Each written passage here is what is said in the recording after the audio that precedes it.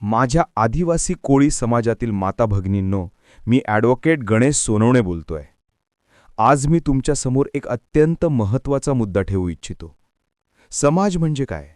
समाज हा केवळ माणसांचा समूह नाही.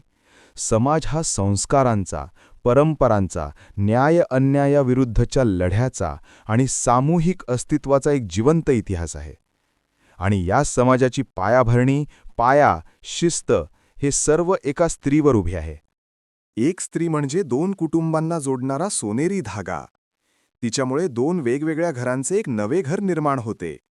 यामुळेच आपल्या जमातीत एका कुळात विवाह निषिद्ध मानला जातो, कारण आपली परंपरा सांगते की नातेसंबंध रक्ताशी नव्हे तर संस्कृतीशी जोडलेले असतात.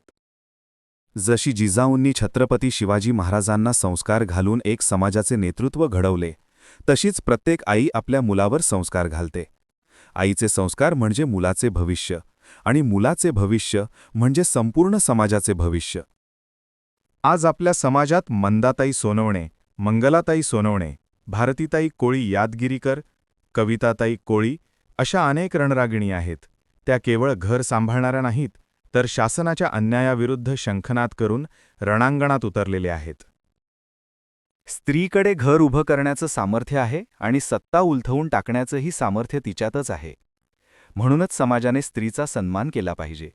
स्त्री हीच संस्कारांची जननी आहे, संस्कृतीची वाहक आहे आणि समाजाचं रक्षण करती आहे.